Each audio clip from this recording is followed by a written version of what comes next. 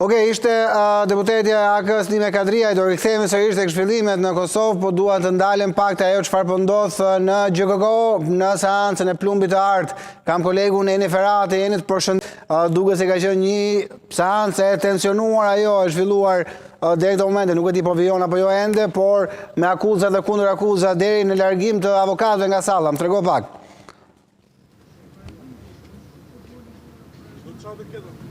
Përshëndetje thimi, përgjithsisht në fakt mega procesi plumbi i artë, ku janë marrë 10 personat të nderur për krime të rënda dhe këto krime janë zbuluar paktën sipas pak nga rrëfimi i bashkëpunëtorit të drejtësisë Nurettin Dumani, përgjithsisht ka qenë një proces që nga fillimi deri tani i tensionuar, por ditën e sotme le të themi që ka arritur një pikë tjetër kulmore të saj për shkak se avokatët janë indinjuar nga një fjalë e bashkëpunëtorit të drejtësisë Nurettin Dumani, sipas tyre është një fjalë e përsëritur nga ana e tij, ku Nurettin Dumani është drejtuar me fjalën je në ofertë edhe ti avokatit Ilirian Dyzeni, i cili mbron në këtë proces të pandehurin e Enver Diva, më herët sipas avokatëve me fjalët je edhe ti në listë,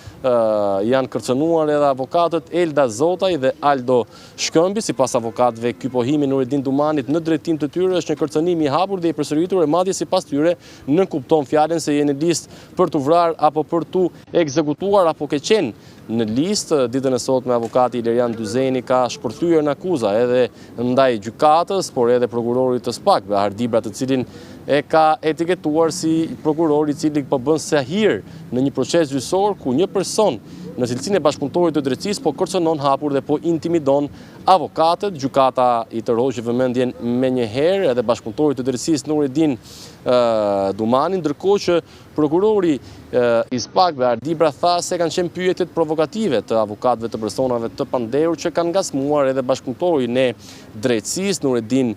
Dumani, i cili më pas me rifillimin e seancës deklaroi që ka qenë një shaka dhe një ngacmim në drejtim të avokatit. Ajo çfarë ai tha, madje Nurettin Dumani edhe ka qeshur pikërisht me këtë situatë pa zakon të krijuar në gjykatën e posaçme. Megjithatë, avokatët të vendosur në qëndrimin e tyre nuk pranuan që seanca të vijojë, e cila u shtypur një datë tjetër, dhe avokatët paralajmëruan se do të drejtohen edhe dhomës kombëtare të avokatisë, konkretisht kryetarit të dhomës, Maksim Axhia, për të kërkuar që të mbajnë një qëndrim lidhur me këtë situatë pa precedent që po ndodh në gjykatën e posaçme, që sipas tyre nuk ka ndodhur asnjëherë më parë, ku avokatët po kërcënohen nga një bashkëpunëtor i drejtësisë i cili pretendon nga njëra anë që ka zbardhur 10 ngjarje të rënda kriminale, ka zbuluar disa grupe kriminale që kanë operuar në Shqipëri, dhe nga ana tjetër kërcënon avokatët, megjithëse këta të fundit pretendojnë se Nurettin Dumani nuk po tregon të vërtetën para gjykatës, ai tregon vetëm episode të caktuara për të cilat ka interes, dhe ndërkohë sipas tyre atij duhet që edhe të hiqet madje statusi i të penduarit apo bashkëpunëtorit të drejtësisë. Vetë Nurettin Dumani ka vijuar rrëfimin e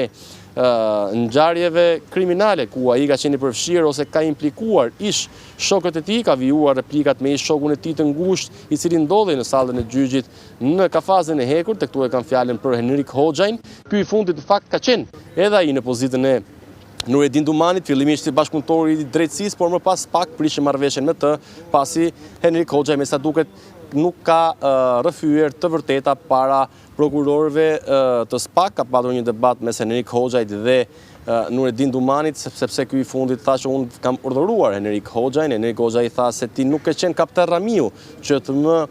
urdhëroje mua, por më ke dhënë punë dhe më ke ofruar para për të kryer ngjarje të ndryshme, nga vrasje tek atentatet, dhe sa i takon këtyreve të fundit. Nurettin Dumani tha se Soel Çela i ka ofruar deri në 200.000 euro për ekzekutimin e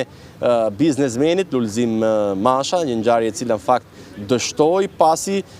plumbat që u lëshuan në drejtim të automjetit të biznesmenit nuk i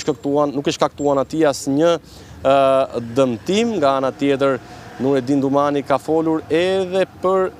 shkëmbimin e hasmit apo kundërshtarëve që kishte tentuar të bënte me grupin kriminal Bajri në Shkodër, ku ka folur pikërisht se i ishin ofruar madje dhe në mbi 1 milion euro për të ekzekutuar kundërshtarët e grupit kriminal Bajri, duke përmendur emrin e Dorian Dulit, por dhe personave të tjerë të njohur në qytetin e Shkodrës, për të rikthyer marrëdhënies Nurettin Dumanit me Soel Çelën, të fortin e Elbasanit, i cili gjithashtu vijon të jetë në kërkim nga prokuroria e posaçme. jo vetëm për dosjen plumbi i artë, por edhe për organizatën kriminale që s'pak zbuloi se drejtonte Soel Qela. Nurettin Numani tha se të fortin e Elbasanit e ka njohur dhe është lidhur nga një mik i tij që jeton në qytetin e Durrësit, duke ju referuar kështu shtetasit Fatmir Troplini, edhe ky i fundit në kërkim nga prokuroria e posaçme, ku sipas Nurettin Dumanit, Soel Qela dërgonte njerëzit e tij për të blerë mall pikërisht tek Fatmir Troplini. Ndërkohë që gjithashtu Nurettin Dumani ka folur dhe për episodin kur ai është plagosur dhe më pas u arrestua në qytetin e Fierit, madje duke aluduar se ka qenë pikërisht Soel Qela i cili ka shitur informacionin se Nurettin Dumani ndodhej në qytetin e Fierit i plagosur, pasi në kohën kur ai është plagosur në kthesën e Cerrikut, Nurettin Dumani ka qenë duke biseduar me Soel Qelen dhe madje ky i fundit i kishte ofruar edhe një doktor i cili do t'i shkonte për ta mjekuar në apartamentin në Fier, aty ku do arrestua nga forcat Renea, duke aluduar se Henrik Hoxha e ka shitur tek Soel Qela duke i dhënë informacionin mbi vendodhjen e tij, ndërkohë që gjithashtu Nurettin Dumani ka folur edhe për kundërshtarin e tij të përbetuar Talo Qela. Në fakt ai është shprehur më herët që mendon se pikërisht Talo Qela ka qenë personi që i ka kryer dhe atentatin në kryqëzimin e Cerrikut, aty ku mbeti i plagosur nga breshëritë e Kalashnikovëve, ndërkohë që nga ana tjetër, lidhur me ditën e plagosjes, Nurettin Dumani tregoi se ai ka qenë në komunikim të vazhdueshëm me Soel Qelen,